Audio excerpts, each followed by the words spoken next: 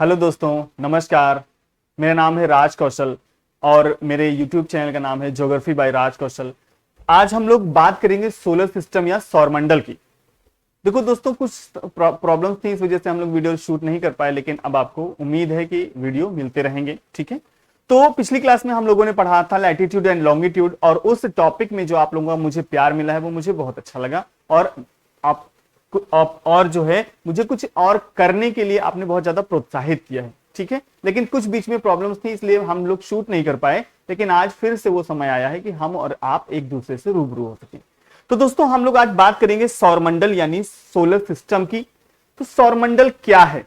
देखिए, सबसे पहले यूनिवर्स बना। यूनिवर्स जब बन गया, जिसको हम ब्रह्मांड कहते हैं, उस ब्रह्मांड में अरबों खरबों की संख्या में गैलेक्सी बनी, यानी हम हिंदी में इसे आकाशगंगा कहेंगे। तो जब यूनिवर्स में गैलेक्सी बनी तो हर एक गैलेक्सी में एक अलग अलग सोलर सिस्टम बने।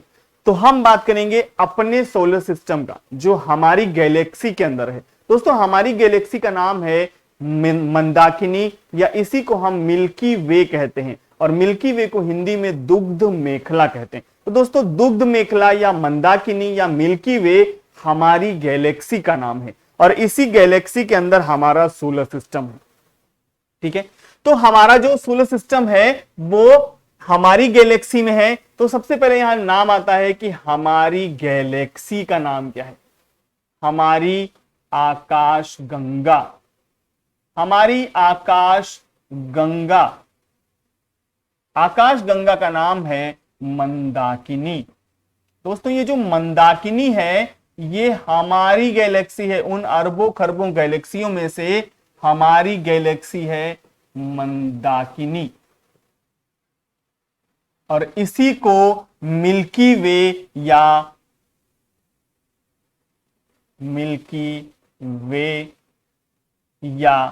दुग्ध मेखला भी कहते हैं। तो ये हमारी आकाश गंगा है।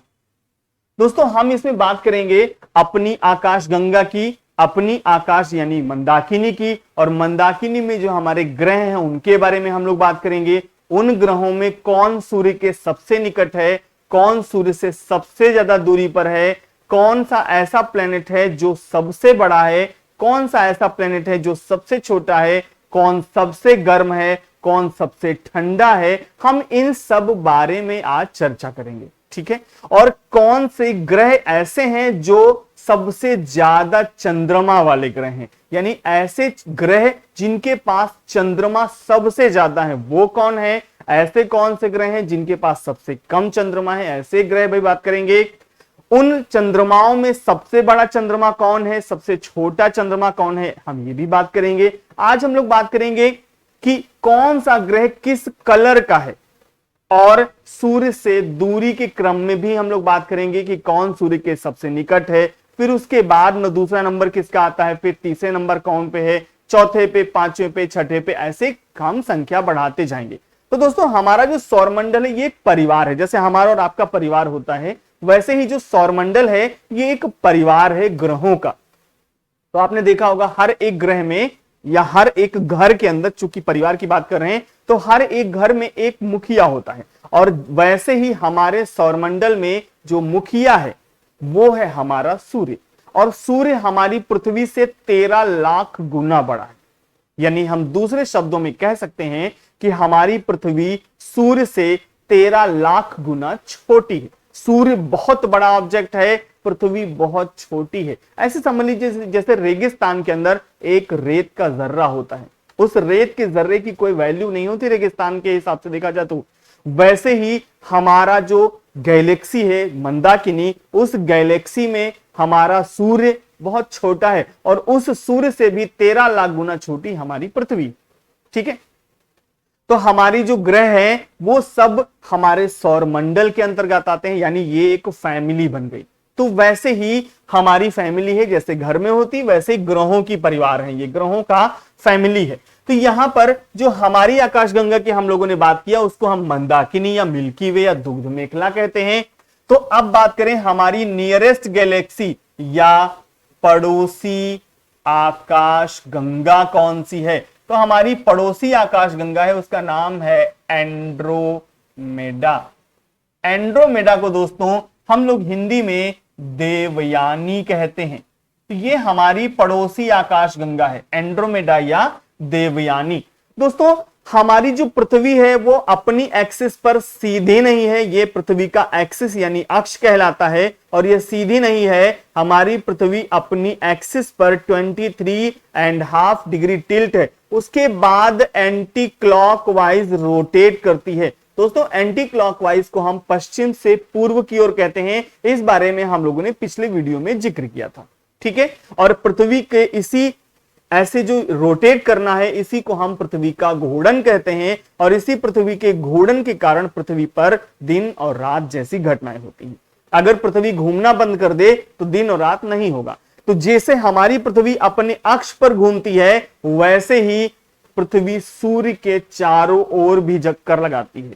इसी को हम कहते हैं पृथ्वी सूर्य की परिक्रमा करती है यानी रेवोल्यूशन करती है। तो हमारी पृथ्वी जो है वो सूर्य का एक चक्कर एक वर्ष में लगाती है, इसीलिए हम कहते हैं वार्षिक गति। और जो वार्षिक गति होती है वो होती है 365 दिन 5 घंटे 48 मिनट और 46 सेकंड की। वैसे ही जो हमारी पृथ्वी का जो एक चक्कर है अपनी एक्सिस पर यानी पृथ्वी का जो एक घूर्णन है वो होता है 23 घंटे 56 मिनट और 4 सेकंड का, ठीक है दोस्तों। तो यहां पर हम लोग बात कर रहे हैं हमारी पृथ्वी और सोलर सिस्टम, पूरे सोलर सिस्टम की, ठीक है। तो ये हमारी गैलेक्सी हो गई और हमारी पड़ोसी गैलेक्सी हो गई। दोस्तों सबसे पहले हम लोग बात करते हैं हमारा ब्रह्मांड कैसे बना। एक खगोल शास्त्री हैं जिनका नाम है जॉर्ज लैमिट्र। उनका नाम है जॉर्ज लैमिट्र। जॉर्ज लैमिट्र साहब, जॉर्ज लैमिट्र साहब ने सबसे पहले यह बताया कि जैसे जो एक परमाणु होता है वो कई सारे, जो एक अणु होता है वो कई सारे परमाणुओं से मिलकर बना होता है, जैसे इलेक्ट्रॉन, प्रोटॉन, न्यूट्रॉन, इनसे मिलकर एक एटम यानी अणु बनता है, ठीक है। तो यहां पर जॉर्ज साहब ने बताया, लैमिट्र साहब ने बताया, या इनका पूरा नाम याद रखिएगा जॉर्ज लैमिट्र। तो इन्होंने यह बताया कि एक जो अणु होता है वो कई सारे परमाणुओं से जब मिलके बनता है तो यहां पर एक छोटे से परमाणु में, एक सूक्ष्म परमाणु में एक बहुत तीव्र विस्फोट हुआ, एक धमाका हुआ, और उस विस्फोट या धमाके का जो परिणाम निकला वो ये हुआ कि हमारा जो परमाणु था वो विस्तारित होने लगा यानी एक्सपेंड करने लगा, और धीरे धीरे उसी से हमारा यूनिवर्स बन गया। इसीलिए हमारा कहते हैं कि जो हमारा ब्रह्मांड है वो अनंत है, जिसका कोई आदि और अंत नहीं है। आदि तो है लेकिन अंत नहीं है, अनंत, जिसका कोई अंत ना हो, ठीक है। तो हिंदी नहीं पढ़ा रहा हूं दोस्तों, लेकिन मैं बात आई तो मैंने बता दिया कि जिस अनंत का मतलब होता है जिसका कोई अंत ना हो। तो हमारा जो ब्रह्मांड है वो उसका विस्तार हो रहा है अभी भी, और अनवरत होता रहेगा, अनंत काल तक होता रहेगा। लेकिन कभी ना कभी कोई ना कोई एक ऐसी स्थिति जरूर आएगी जब ये जो विस्तार है ये घटने लगेगा, यानी हमारा जो हमारा यूनिवर्स है वो श्रिंक होने लगेगा यानी सिकुड़ने लगेगा, और फिर से एक छोटे से परमाणु में आकर नष्ट हो जाएगा। इसी घटना को इन्होंने बिग बैंग थियरी का नाम दिया। इसी को हम बिग बैंग थियरी कहते हैं, और हिंदी में इसी को महाविस्फोट का सिद्धांत बोलते हैं। महाविस्फोट का सिद्धांत, बिग बैंग थियरी या महाविस्फोट का सिद्धांत। कभी कभी दोस्तों पेपर में देते हैं जॉर्ज लैमिट्र साहब के कुछ और भी नाम है वो पेपर में देते हैं, जैसे इन्हीं को हम लोग लैमिंटर भी कहते थे। लोगों ने इन्हें लैमिंटर का नाम दिया, कुछ लोग इन्हें लैमेंटेयर भी कहते थे, और कुछ लोग इन्हें लैमेंटेयर, ये इनके नाम हैं जो बिगड़े हुए नाम थे, वो चाहे लैमेंटेयर हो, चाहे लैमेंटेयर हो, चाहे लैमिंटर हो, ये सब नाम जॉर्ज लैमिट्र साहब के हैं। लेकिन याद रखिएगा इनका जो ओरिजिनल नेम है वो जॉर्ज लैमिट्र है। तो जॉर्ज लैमिट्र आप लोग जरूर याद रखिएगा, लेकिन बिगड़े हुए नाम जो इनके हैं जैसे लेमेंटर, लेमेंटेयर और लेमेंटेयर, ये भी याद रखिएगा क्योंकि एग्जामिनेशन में पता नहीं, भरोसा नहीं है कि कौन सा पूछ दे वो। ठीक है, तो यहां पर जॉर्ज लेमिटर साहब ने महाविस्फोट का सिद्धांत या बिग बैंग थियरी दी। अब जब बिग बैंग थियरी हो गई, हमारा यूनिवर्स बन गया, उस यूनिवर्स में अरबों खरबों की संख्या में गैलेक्सी बनी। उन्हीं गैलेक्सियों में से ये जो हमारी गैलेक्सी है, जिसे हमने मिल्की वे या मंदाकिनी का नाम दिया है, ये है। अब हमारी जो गैलेक्सी है उसके सबसे पड़ोस में कोई गैलेक्सी होगी, उसे ही हम एंड्रोमेडा या देवयानी कहते हैं। ठीक है, तो हमारी गैलेक्सी हो गई, पड़ोसी गैलेक्सी हो गई। यहां पर कुछ ऐसे खगोल शास्त्रियों के नाम आते हैं जो हमारी पृथ्वी और सूर्य के बारे में, ग्रहों के बारे में अलग अलग बातें कहे हैं। जैसे एक खगोल शास्त्री हैं जिन्हें दुनिया में प्रसिद्धि मिली क्लैडियस टालमी। क्लैडियस टालमी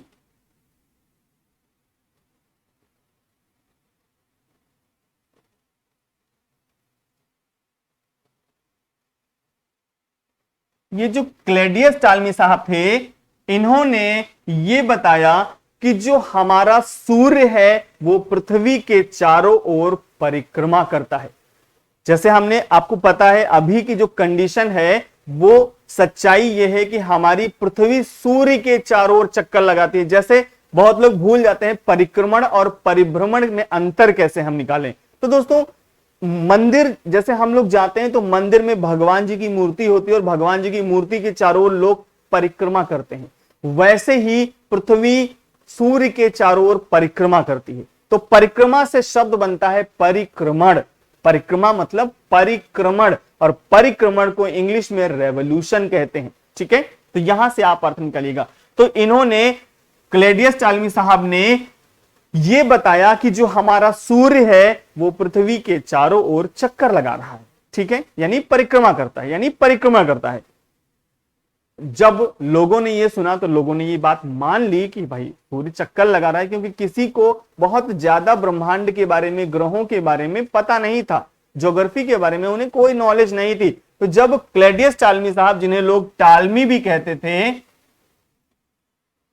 इन्होंने जब यह बताया कि हमारी जो पृथ्वी है उसके चारों ओर भाई सूर्य चक्कर लगाता है, तो लोगों ने मान लिया। कुछ समय के बाद दूसरी बार इनके बाद एक दूसरे खगोल शास्त्री हैं जिनका नाम था निकोलस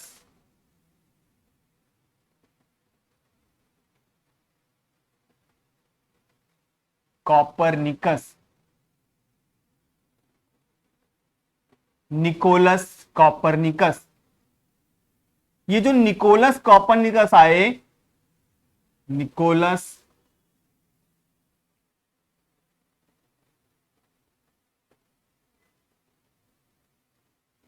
कॉपरनिकस,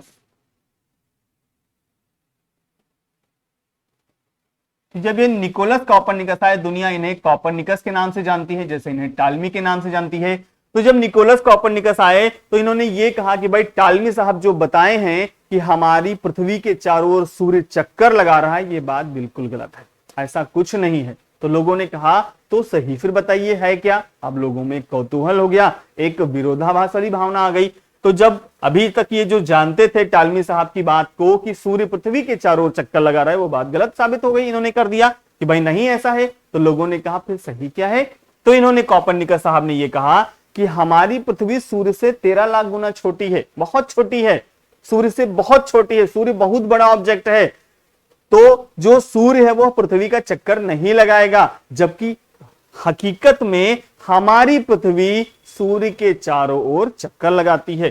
तो यहां पर निकोलस कॉपरनिकस और टालमी साहब यानी क्लैडियस टालमी साहब की बात में विरोध हो गया, विरोधाभास की स्थिति आ गई।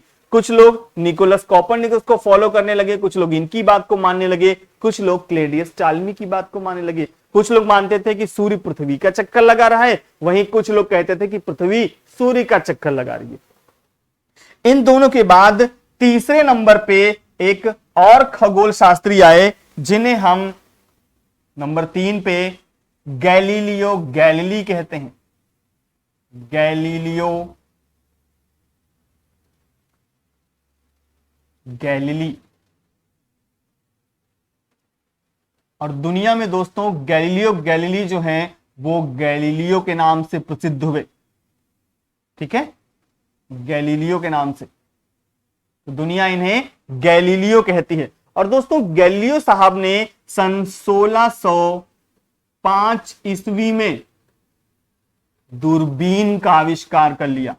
इन्होंने दूरबीन बना ली, और जब भाई दूरबीन बना ली, दूरबीन का आविष्कार कर लिया, तो इन्होंने दूरबीन को ग्रहों के ऊपर सेट कर दिया। उन्होंने कहा गैलीलियो साहब ने कि ना तो हम कॉपरनिकस का समर्थन करेंगे, ना तो हम टालमी का समर्थन करेंगे, हम खुद देखेंगे फिर मानेंगे कि क्या सच्चाई है, कौन सा किसके चारों ओर चक्कर लगा रहा है। तो इन्होंने दूरबीन की मदद से अध्ययन किया ग्रहों की और उनकी स्थिति के बारे में। उसके बाद इन्होंने जब निष्कर्ष निकाला तो उस निष्कर्ष में यह निकला कि जो सूर्य है वो बहुत बड़ा ऑब्जेक्ट है। सूर्य पृथ्वी का चक्कर नहीं लगाता, बल्कि पृथ्वी सूर्य का चक्कर लगाती है। और इन्होंने एक बात और कही, जैसे पृथ्वी सूर्य का चक्कर लगाती है, वैसे ही जितने और ग्रह हैं हमारे सौरमंडल में, वो सब भी सूर्य का चक्कर लगाते हैं, यानी सब के सब सूर्य की परिक्रमा करते हैं। दोस्तों यहां पर एक बात ध्यान देने वाली है, कभी कभी सवाल पूछा जाता है कि ऐसे कौन से ग्रह हैं जो क्लॉकवाइज घूमते हैं। हमारी पृथ्वी और जितने अन्य ग्रह हैं वो सब के सब एंटी क्लॉकवाइज घूमते हैं, यानी पश्चिम से पूर्व की ओर घूमते हैं। लेकिन मात्र 2 ऐसे ग्रह हैं जो क्लॉकवाइज घूमते हैं। अभी हम उनके बारे में भी बात करेंगे। ठीक है, तो गैलीलियो साहब ने जब बताया कि भाई सूर्य पृथ्वी का चक्कर नहीं लगा रहा है, जबकि पृथ्वी सूर्य का चक्कर लगा रही है, और यही बात कॉपरनिकस ने भी कही थी, तो कॉपरनिकस की बात को इन्होंने प्रूव कर दिया। यानी कॉपरनिकस की जब ये बात सामने आई कि भाई इन्होंने बिना दूरबीन की मदद के बताया था, बिना दूरबीन का अध्ययन के बनाया, दिखा दिया था कि हमारा जो पृथ्वी ग्रह है वो सूर्य का चक्कर लगाता है। इस बात से ये कॉपरनिकस और प्रसिद्ध हो गए, बहुत फेमस हो गए लोगों के बीच। इसके बाद चौथे नंबर पे एक और खगोल शास्त्री आते हैं जिनका नाम था Newton.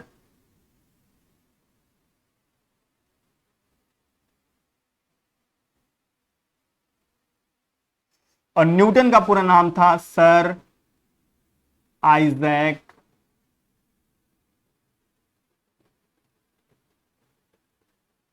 Newton. Sir Isaac Newton.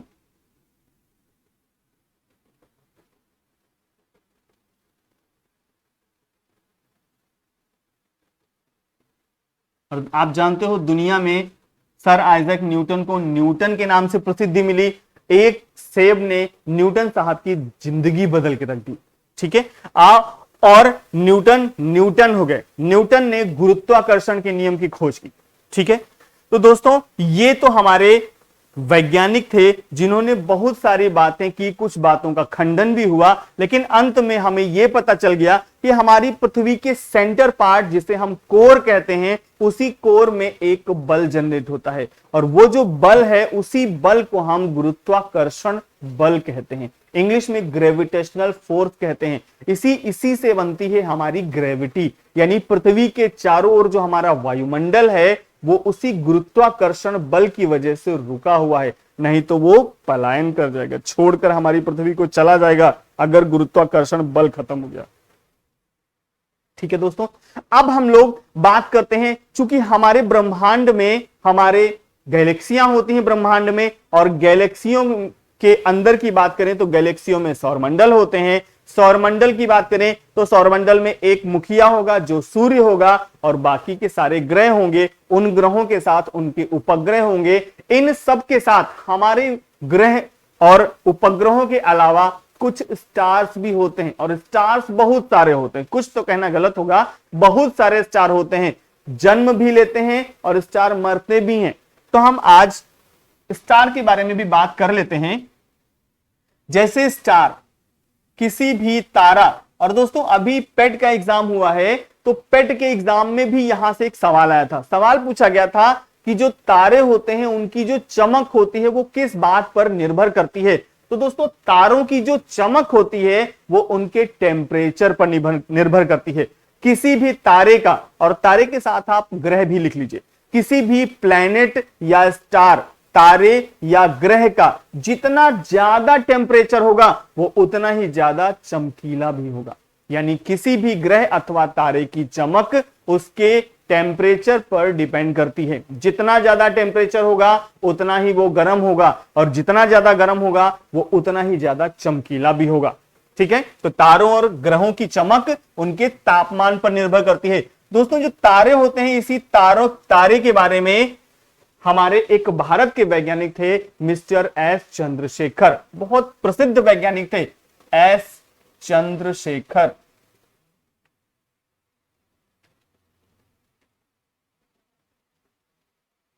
Mister S Chandrashekhar, और एस चंद्रशेखर ने तारों की एक लिमिट दी, तारों की लिमिट के बारे में बताया। जो इन्होंने लिमिट दी उसे चंद्रशेखर लिमिट भी कहते हैं।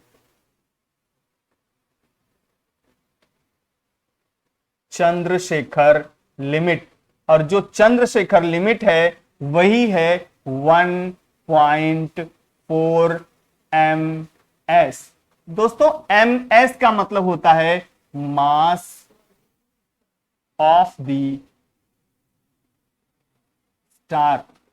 किसी भी तारे का द्रव्यमान अगर 1.4 ms है तो वो तारा चमकता रहेगा, और अगर उसका द्रव्यमान यानी तारे का द्रव्यमान 1.4 ms से घट जाता है तो वही तारा डेड हो जाएगा, और अगर तारे का द्रव्यमान 1.4 ms से बढ़ जाए तो वही तारा ब्लैक होल में कन्वर्ट हो जाता है। तो यहां पर मान लीजिए ये एक स्टार है, कोई सा एक स्टार है, और इस स्टार का जो लिमिट है, इसका जो द्रव्यमान यानी मास है वो है 1.4 ms। जब 1.4 ms होगा तो ये तारा चमकता रहेगा, यानी ये एक स्टार बना रहेगा। ठीक है, लेकिन अब दूसरी कंडीशन देखते हैं। अगर इस स्टार की, इस तारे की लिमिट जो है वो 1.4 ms से कम हो जाए, 1.4 ms से कम हो जाए, तो यही जो स्टार होगा यही स्टार डेड हो जाएगा। हाँ दोस्तों, तारे भी मरते हैं और तारे भी जन्म लेते हैं। ठीक है, इसीलिए तारों की संख्या अनंत होती है, हम गिनती नहीं गिन सकते, क्योंकि बहुत सारे तारे ऐसे होते हैं जो डेड हो जाते हैं तो हम गिनती में उनको मिस कर देंगे, और बहुत सारे तारे नए भी जन्म ले लेते हैं, तो हम तारों की सही सही गणना नहीं कर सकते। तो यहां जो तारे होते हैं वो डेड भी हो जाते हैं। तो तारों की जब डेड होते हैं तो इसमें कई सारी कंडीशन से वो गुजरते हैं, उनके अलग अलग नाम होते हैं। जैसे जब तारा डेड होने वाला होता है तो यहीं पर एक स्टेज आती है जो कहलाती है red dwarf. Red dwarf, red dwarf को हिंदी में रक्त दानव कहते हैं। अब दोस्तों यही सवाल जीएस का है, लेकिन अगर वो रीजनिंग में पूछना चाहे तो भी इसको पूछ सकते हैं, रक्त दानव।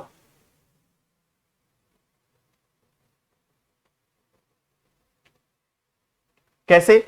जैसे उन्होंने रीजनिंग में सवाल लगाया कि बताइए निम्नलिखित में से ऐसा कौन सा ऑप्शन होगा, 4 ऑप्शन में से ऐसा कौन सा ऑप्शन होगा जो सही नहीं है या जिसमें अंतर है या एक जैसा नहीं है। वो कोई भी लैंग्वेज यूज कर सकते हैं। तो उनमें उन्होंने 3 राक्षसों के नाम दे दिए, महिषासुर, रक्तबीज और कंस।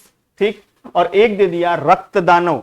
तो जाहिर सी बात है बाकी सब के सब राक्षस थे, और ये नाम जरूर इसका रक्त दानव है, नाम दानव है, लेकिन ये दैत्य नहीं है, ये एक स्टार है। तो ये जो रेड ड्वार्फ है, रक्त दानव है, ये एक तारा है, और वो तारा है जो डेड होने वाला है। ठीक है, यहीं पर एक दूसरी कंडीशन आती है जिसे हम व्हाइट ड्वार्फ कहते हैं।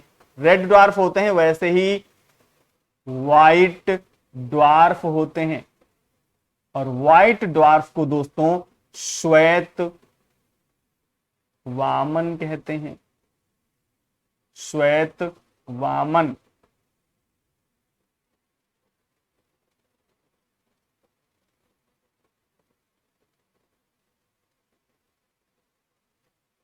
श्वेत वामन। इसी में एक कंडीशन आती है जब पोजिल स्टार कहलाता है तारा। पोजिल स्टार। पोजिल स्टार को हिंदी में जीवाश्म तारा कहते हैं। जीवाश्म तारा या पोजिल स्टार। और इसी में एक कंडीशन आती है दोस्तों पल्सर। और यह सवाल एक बार पूछा गया है कि पल्सर क्या है। तो दोस्तों ये जो पल्सर है ये एक स्टेज है तारे की, और वो स्टेज है जब तारा डेड होने वाला है। ठीक है। और फिर इसी में एक कंडीशन आती है सुपरनोवा की। सुपरनोवा। और इसके बाद फाइनली तारा यहां पर डेड हो जाता है। तो तारे जो भी होते हैं वो मरते भी हैं, तारे जन्म भी लेते हैं। तो यहां पर जो ये सवाल है पल्सर क्या है दोस्तों, अगर पल्सर का ऑप्शन आएगा तो सबसे पहले वो आपको ऐसा ऑप्शन देंगे कि आप भ्रमित हो जाएं, आप कंफ्यूज हो जाएं कि ये जो पल्सर है ये क्या है। तो जैसा ही दिया पल्सर क्या है, पहला ऑप्शन देंगे पल्सर एक मोटरसाइकिल है। लेकिन दोस्तों मोटरसाइकिल नहीं लगाना, पल्सर एक तारा है। ठीक है। ऐसे वो ऑप्शन देते हैं कि आप कंफ्यूज हो जाओ। जैसे उन्होंने कहा गोभी क्या है, तो पहला वो ऑप्शन देंगे सब्जी है, जबकि पहला ऑप्शन सब्जी होगा और आधे से ज्यादा लोग निशान भी लगा देंगे। लेकिन दोस्तों वो सब्जी नहीं है, गोभी एक डेजर्ट है, यानी एक मरुस्थल है। मरुस्थल को हिंदी में रेगिस्तान भी कहते हैं, जो कि एक कोल्ड डेजर्ट है, ठंडा मरुस्थल है। ठीक है। तो ये तो हो गई वो कंडीशन जब तारा डेड हो रहा है। अब हम उसकी बात करते हैं जिस तारे का लिमिट 1.4 ms से बढ़ जाए। यहां पर लिमिट 1.4 ms थी, यहां 1.4 ms से कम थी। अब अगर लिमिट 1.4 ms से बढ़ जाएगी तो क्या होगा। मान लीजिए ये कोई स्टार है और इस स्टार की जो लिमिट है वो 1.4 ms से ज्यादा हो जाए। जब इसकी लिमिट, तारे की लिमिट 1.4 ms से ज्यादा हो जाएगी तो यही तारा दोस्तों ब्लैक होल में कन्वर्ट हो जाएगा। Black hole. ब्लैक होल को हिंदी में हम कृष्ण छिद्र कहते हैं। ब्लैक होल या कृष्ण छिद्र।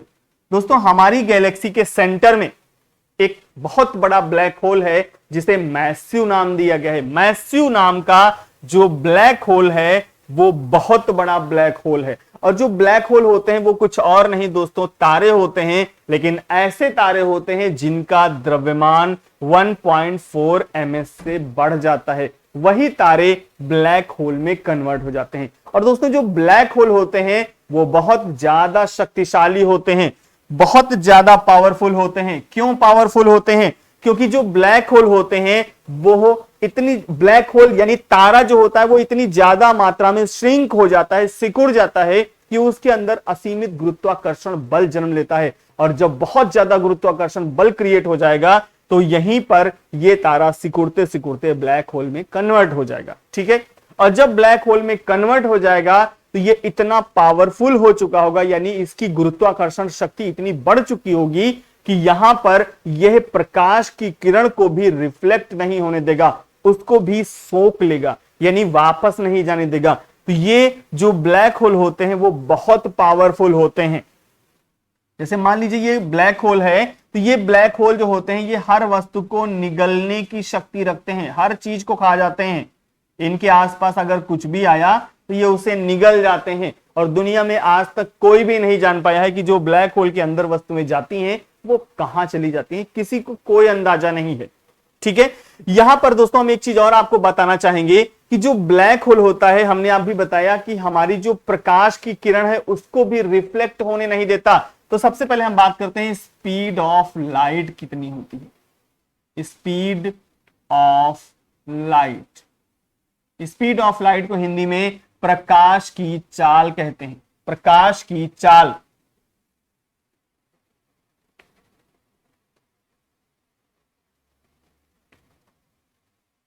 स्पीड ऑफ लाइट या प्रकाश की चाल, प्रकाश की चाल।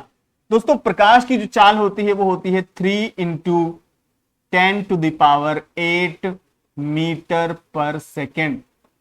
इसी को हम 3 लाख किलोमीटर पर सेकेंड भी कहते हैं। पर सेकेंड का मतलब दोस्तों, पर सेकेंड का मतलब यानी पर सेकेंड यानी प्रति सेकेंड 3 लाख किलोमीटर की दूरी तय कर सकता है प्रकाश। बहुत ज्यादा तेज चलता है।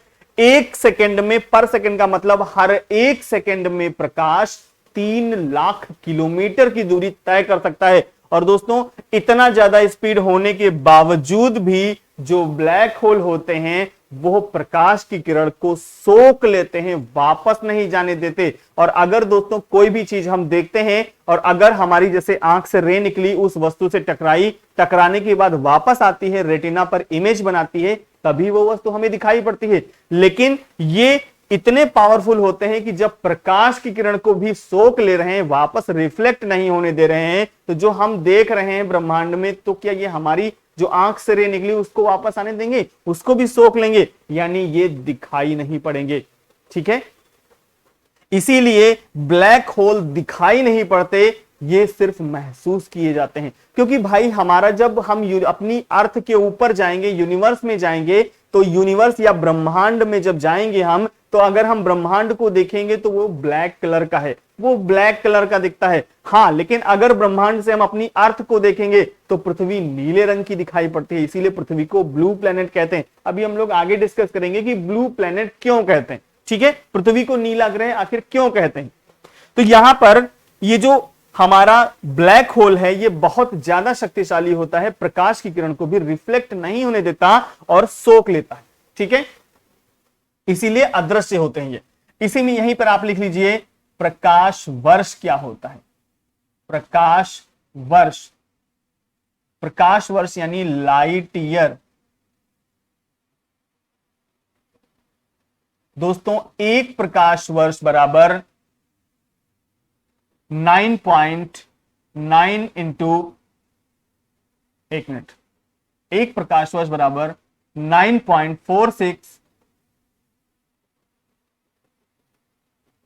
Into 10⁻15 kilometre. ये प्रकाश वर्ष होता है, लाइट ईयर होता है। यानी प्रकाश की किरण को, प्रकाश की किरण को एक वर्ष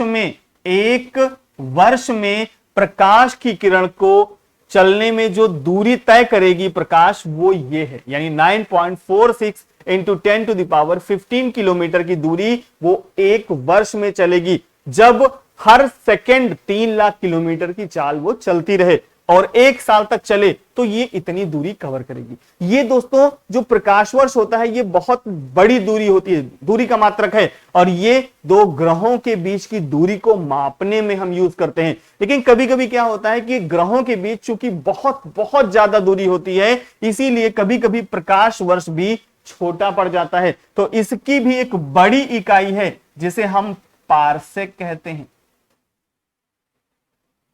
तो 1 parsec is equal to 3.26 light year, यानी प्रकाश वर्ष। यानी ये पारसेक जो है ये बड़ी इकाई है प्रकाश वर्ष से, लाइट ईयर से भी बड़ी इकाई पारसेक हो गई। ठीक है, अब दोस्तों हम लोग बात करते हैं जो हमारे ग्रह हैं उनकी कंडीशन कैसी है। सूर्य कहां है, सूर्य के सबसे निकट में कौन सा ग्रह है, सूर्य से उसके बाद दूसरे नंबर पे, फिर तीसरे नंबर पे, ऐसे ही क्रम से हम लोग बात करेंगे। ठीक है, और हर एक ग्रह के बारे में हम लोग डिस्कस करते जाएंगे। तो भाई हमारा जो सूर्य है वो सबसे बड़ा ऑब्जेक्ट है। ठीक है, तो ये हमने सूर्य बना लिया।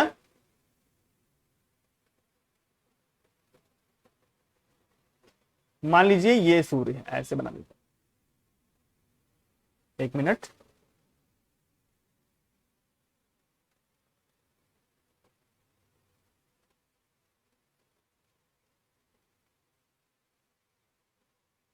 ये हमारा सूर्य है, ठीक है। और हमारा दोस्तों जो सूर्य है वो हमारी पृथ्वी से 13 लाख गुना बड़ा है, लेकिन फिर भी एक स्टार है, ये कोई ग्रह नहीं है। हमारा सूर्य एक स्टार है, यह एक स्टार है, और स्टार को हिंदी में हम लोग तारा कहते हैं, ठीक है। ये जो सूर्य है ये एक तारा है जो कि सबसे बड़ा है, ठीक है। दोस्तों सूर्य के सबसे निकट में जो प्लैनेट है वो सबसे छोटा है, आकार में सबसे छोटा है, इसी को हम मरक्यूरी कहते हैं,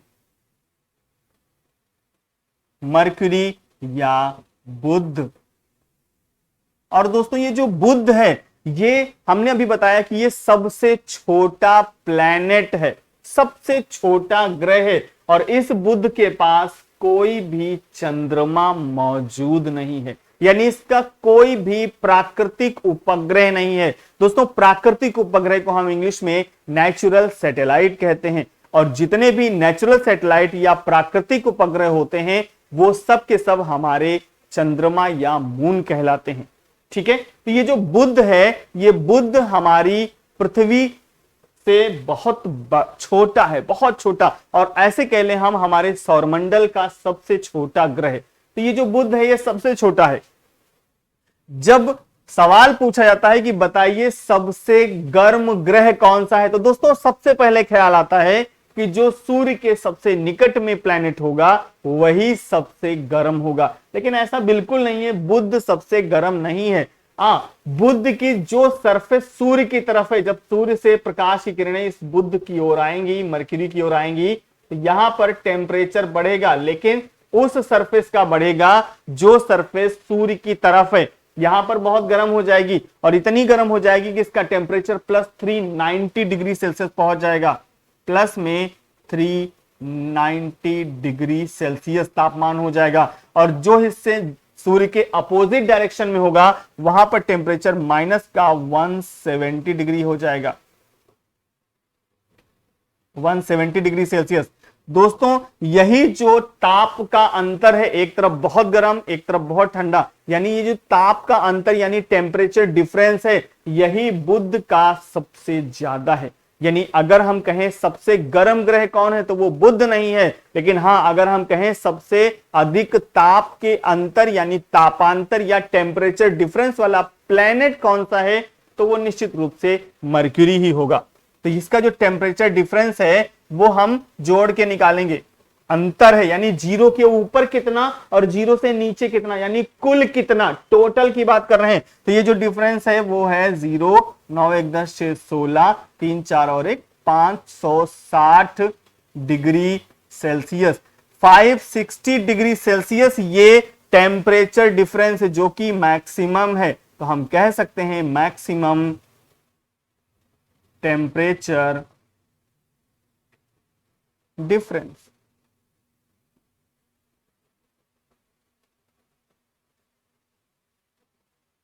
हिंदी में हम कहेंगे तापांतर सर्वाधिक है, इसका तापांतर सर्वाधिक है, ठीक है, ताप का अंतर सबसे ज्यादा है।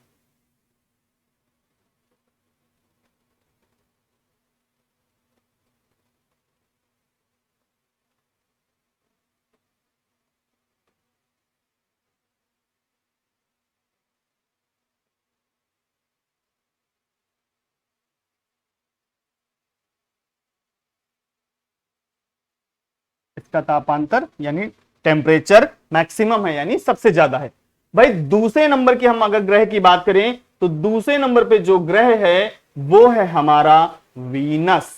वीनस बुध से बड़ा है, इसे हम कहेंगे वीनस, और वीनस को हिंदी में हम शुक्र कहते हैं। मरकरी बुध हो गया, दूसरे नंबर पर वीनस यानी शुक्र है। भाई एक बात आप याद रखिएगा, मात्र यही दो ऐसे प्लैनेट हैं यानी मरकरी और वीनस यानी बुध और शुक्र, जिन ग्रहों के पास कोई भी चंद्रमा मौजूद नहीं है, यानी इनका कोई भी नेचुरल सैटेलाइट नहीं है। शुक्र के बारे में बात करते हैं। जो हमारा शुक्र है, ये जो शुक्र ग्रह है, ये सबसे गर्म ग्रह है। सबसे गर्म क्यों है? क्योंकि ये जो शुक्र है, इस ग्रह का टेम्परेचर मैक्सिमम है।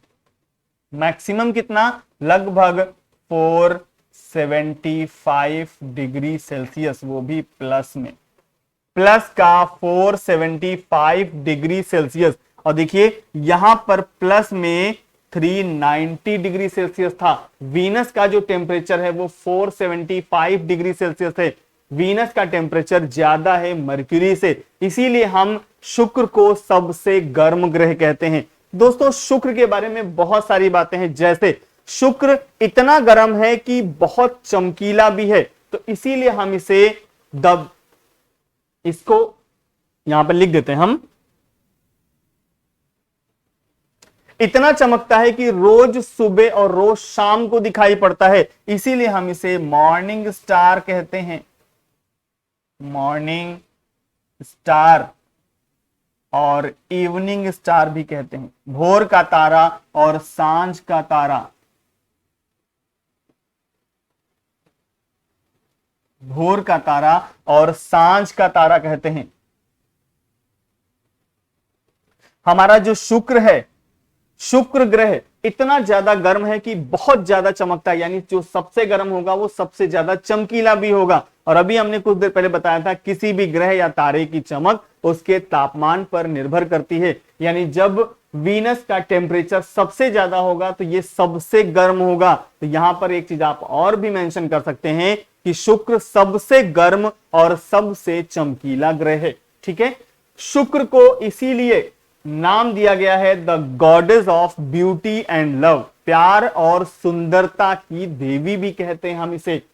चूंकि यह इकलौता ऐसा ग्रह है जो प्रेशर कुकर की तरह काम करता है। जैसे प्रेशर कुकर में दाल रखो आप, दाल बन जाती है टेम्परेचर की वजह से, और इसका टेम्परेचर मैक्सिमम है, इसीलिए इसे प्रेशर कुकर प्लैनेट भी कहते हैं। तो देखिए कई सारे नाम हो गए, भोर का तारा यानी मॉर्निंग स्टार, सांझ का तारा यानी इवनिंग स्टार, सुंदरता की देवी यानी the goddess of beauty and love, pressure cooker planet. दोस्तों एक नाम और है जो बहुत प्रसिद्ध है, इसी को हम पृथ्वी की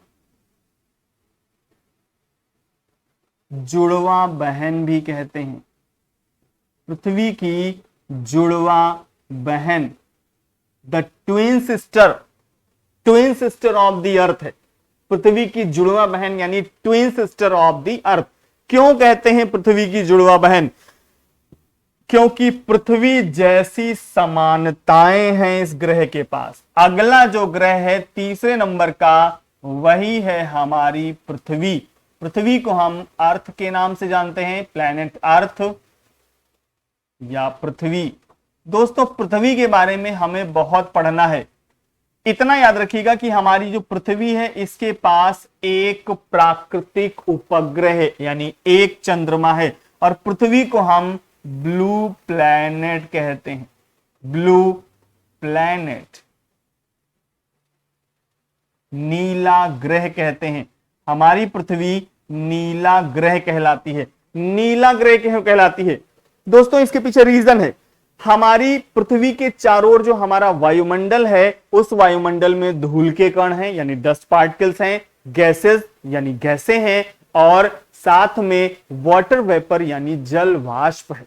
ठीक है, तो यहां पर जब जलवाष्प बनेगी, यानी जब सूर्य का तापमान ज्यादा पृथ्वी पर पड़ेगा, तो समुद्रों का पानी जो होगा वो भाप बन के उड़ेगा, यानी पृथ्वी का जो वाटर बॉडी है वो वाटर वेपर बनाएगा, और जब वाटर वेपर हल्के हो जाएंगे तो जब ऊपर उठेंगे तो जो हमारे एटमॉस्फेयर में जो डस्ट पार्टिकल्स हैं धूल के जो कण हैं उन्हीं धूल के कणों पर, हर एक कण पर जो उस रेंज में होंगे, उस वाष्प के क्षेत्र में होंगे, वो धूल के कण जाएंगे और धूल के कणों के ऊपर जो जलवाष्प जा रही है वो चिपकती जाएगी और अगर टेम्परेचर मैक्सिमम हो जाएगा, बढ़ जाएगा, तो ये प्रोसेस स्पीड में पकड़ लेगा और तेज गति से जलवाष्प बनेगी, जिससे बहुत जल्दी जो धूल के कण हैं वो बर्फ, जो जलवाष्प है उसकी चिपकने की वजह से वो भारी हो जाएंगे और भारी होने की वजह से वो बूंद के रूप में पृथ्वी पर बरसने लगेंगे। ठीक है, और प्रोसेस तेज हो जाएगा तो यही बारिश का रूप हो जाता है। तो जो धूल के कण हैं, उन किसी भी धूल के कणों पर जब सूर्य की कोई किरण पड़ती है तो पहले वो गर्म होता है और गर्म होने के बाद अपने पड़ोसी कण की ओर उसी रे को ट्रांसफर करता है, जो सन रे आई है उसी को ट्रांसफर कर देता है। तो पहले खुद गर्म होगा, फिर पड़ोसी कण को गर्म करेगा और यही प्रोसेस हर एक कण आपस में कर रहा होता है। तो ये जो घटना है इसको हम बोलते हैं स्कैटरिंग ऑफ लाइट या प्रकाश का विवर्तन। इसी प्रकाश के विवर्तन की घटना की वजह से हमें आसमान का रंग नीला दिखाई पड़ता है। और दोस्तों, जब आसमान का रंग नीला दिखाई पड़ता है और पृथ्वी पर चूंकि 71% वाटर बॉडी है, 71% जल है, बाकी 29% लैंड पोर्शन या जमीन है। ठीक है, तो जब हमारा आसमान नीले रंग का दिखाई पड़ने लगा और जैसे ही हम समुद्रों की बात करें तो नीले आसमान की शैडो जब पानी पर पड़ती है, समुद्र पर पड़ती है, तो हाँ रिफ्लेक्शन में हमें नीला रंग दिखाई पड़ता है। जबकि दोस्तों याद रखना कि पानी कलरलेस होता है, पानी रंगहीन, गंधहीन, स्वादहीन होता है, पानी का कोई रंग नहीं होता, ये कलरलेस है। ठीक है, तो यहां पर पृथ्वी को ब्लू प्लेनेट हम स्कैटरिंग ऑफ लाइट या प्रकाश के विवर्तन की वजह से कहते हैं। ठीक है, अगला जो प्लेनेट है वो है हमारा मंगल। ठीक है, मंगल पृथ्वी से थोड़ा छोटा है, ये है मार्स। मार्स को हिंदी में मंगल कहते हैं। दोस्तों, मंगल ग्रह के 2 चंद्रमा हैं। मंगल ग्रह के पास 2 चंद्रमा हैं। पहला चंद्रमा जो है उसका नाम है फोबोस।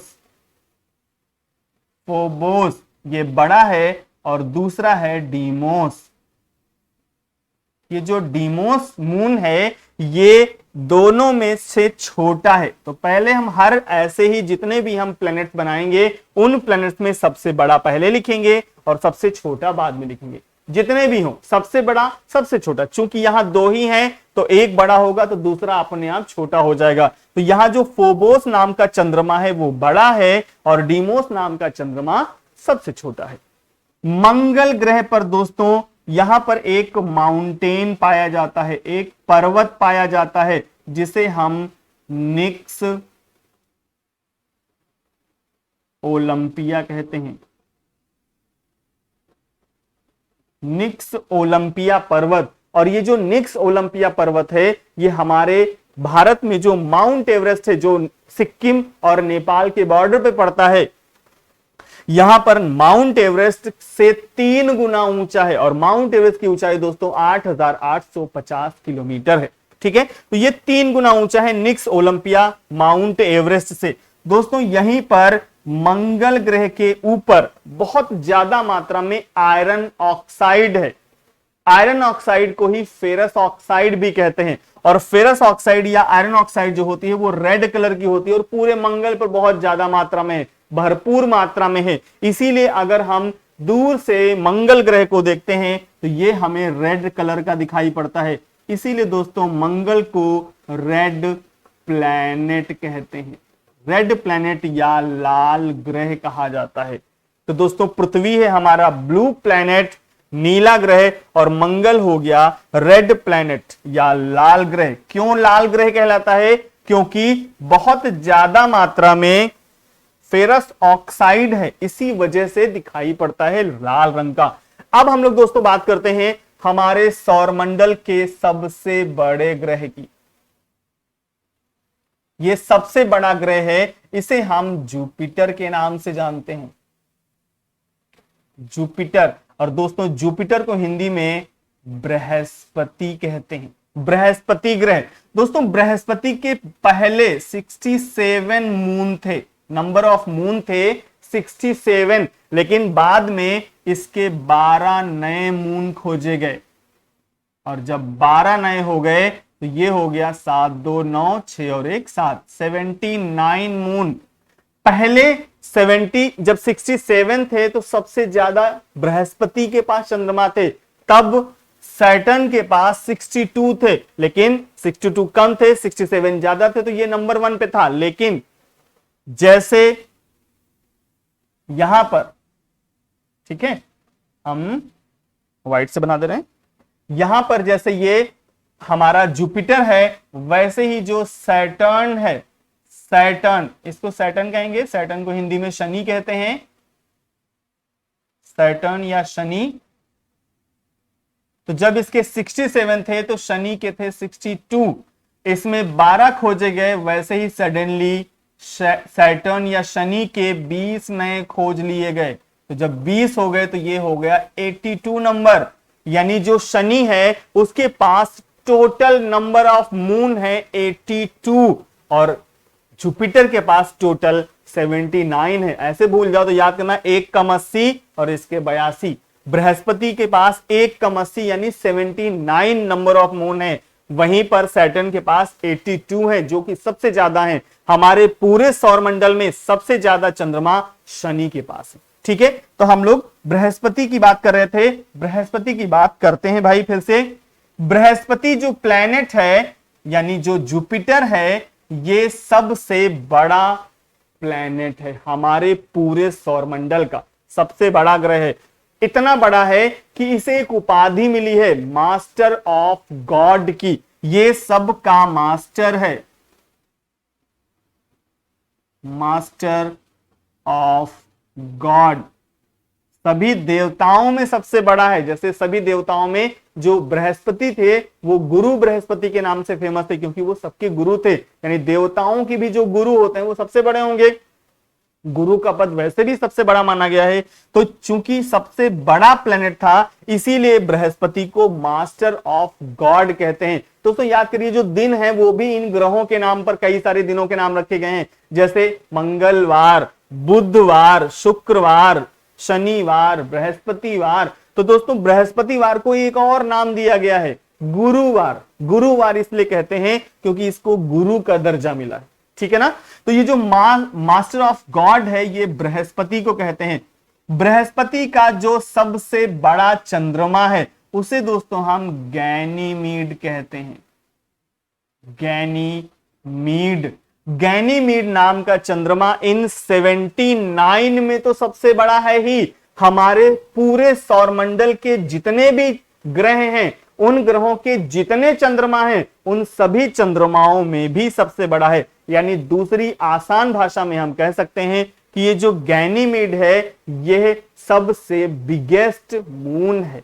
ठीक है, बिगेस्ट नेचुरल सैटेलाइट या प्राकृतिक उपग्रह है, जिसे हम मून कहते हैं। ठीक है, और वहीं पर ये जो डीमोस है, ये सबसे स्मॉलेस्ट मून है। यानी पूरे जितने भी चंद्रमा हमारे सौरमंडल के, हर ग्रह के सारे चंद्रमा अगर की एक लिस्ट बना ली जाए तो उसमें सबसे बड़ा है गैनीमीड, सबसे छोटा है डीमोस।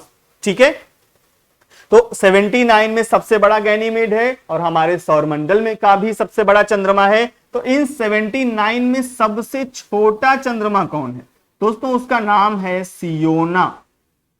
सियोना नाम का चंद्रमा इन 79 में सबसे छोटा है। ठीक है, और हमारा जो बृहस्पति या जुपिटर ग्रह है, यही एकमात्र ऐसा प्लेनेट है जिसके ऊपर रेडियो एनर्जी पाई जाती है। ठीक है, और ये सबसे बड़ा हमारा साधन है, जो हम लगभग 15 मीटर तरंग दैर्ध्य की रेडियो एनर्जी को स्पेस में हम रिलीज कर सकते हैं।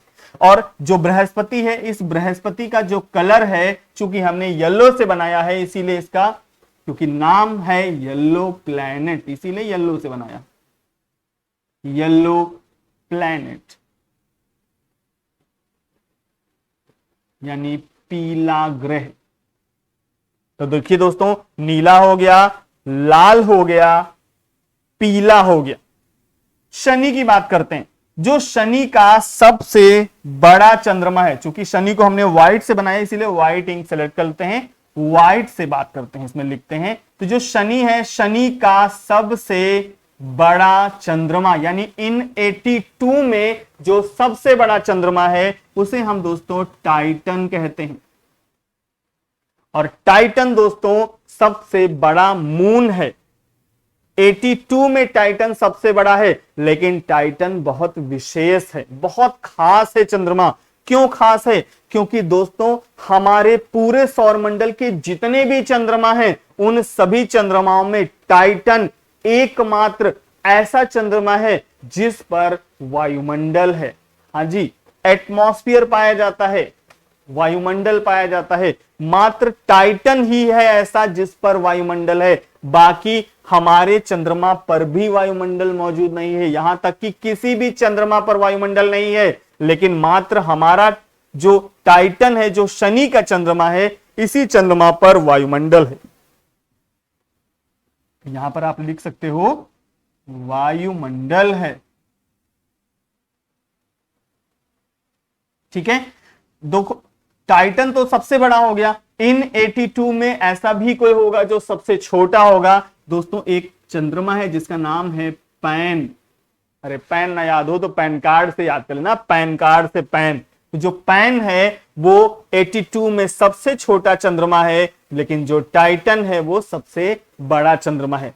देखो यहां पर कुछ और भी सवाल मेंशन किए जाते हैं, पेपर में अक्सर पूछे जाते हैं। जैसे ऐसा पूछा जाता है कि बताइए ऐसा कौन सा ग्रह है जिस पर छल्ले पाए जाते हैं। चूंकि जो हमारा शनि है वो गैसों से बना है, इसीलिए इसे एक उपाधि मिली है ग्लोब ऑफ गैसेस। इसी को हम ग्लोब ऑफ गैसेस कहते हैं, ग्लोब ऑफ गैसेस।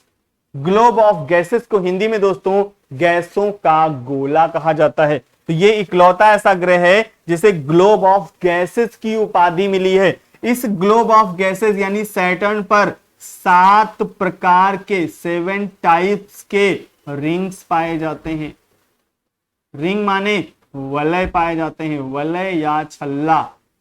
ये 7 प्रकार के छल्ले पाए जाते हैं जो कि गैसों के हैं। आपने कभी भी अगर शनि को किसी किताब में बने हुए देखा होगा तो आपने देखा होगा कि एक प्लेनेट है, उसके चारों ओर ऐसे छल्ले कड़े जैसे ऐसे पहने हुए, वो चारों तरफ उसके संख्या उनकी जो होती है वो अलग अलग गैस के अलग अलग छल्ले होते हैं, उनकी कुल संख्या 7 होती है। तो यहां पर 7 प्रकार के गैसों के छल्ले पाए जाते हैं शनि, इसीलिए इसे छल्लों वाला ग्रह भी कहते हैं, या इसी को हम ग्लोब ऑफ गैसेस या गैसों का गोला भी कहते हैं। ठीक है दोस्तों, ये जो शनि है ये इकलौता ऐसा प्लेनेट है जिसका जो घनत्व है वो पानी के घनत्व से कम है। इसीलिए यह इकलौता ऐसा ग्रह है, जो हमारे सौरमंडल का इकलौता ऐसा ग्रह है जो पानी की सतह पर फ्लोट कर सकता है, यानी तैर सकता है।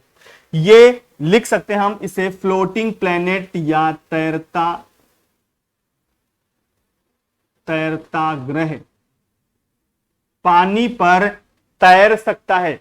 ठीक है, क्योंकि पानी का घनत्व तो ज्यादा होता है और शनि की चट्टान का घनत्व तो कम है। अगर शनि की पूरा शनि तो आएगा नहीं, हमारे समुद्रों में समाएगा नहीं, क्योंकि हमारी पृथ्वी बहुत छोटी है और पृथ्वी पर समुद्र 71% है।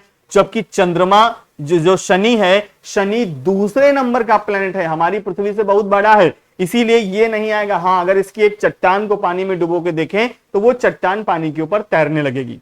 ठीक है, और दोस्तों जो शनि है इसी को हम डिस्क प्लैनेट भी कहते हैं, इसको हम डिस्क प्लैनेट कहते हैं, डिस्क प्लैनेट। और दोस्तों डिस्क प्लैनेट को हिंदी में चपटा ग्रह कहते हैं। तो यहीं पर डिस्क प्लैनेट या चपटा ग्रह शनि कहलाता है।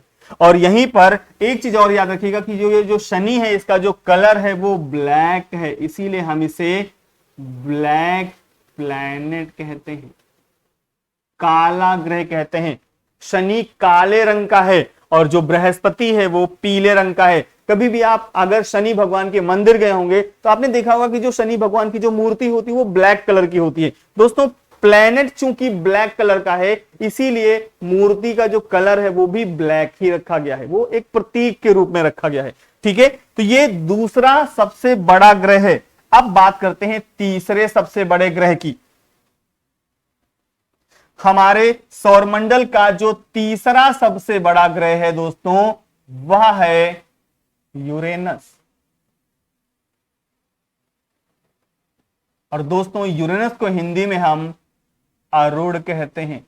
और दोस्तों अरुण को हम ग्रीन कलर से बना रहे हैं, क्योंकि अरुण ग्रीन प्लैनेट के नाम से फेमस है, इसीलिए हम इसको ग्रीन कलर से बना रहे हैं। ठीक है, तो जो अरुण या यूरेनस प्लैनेट है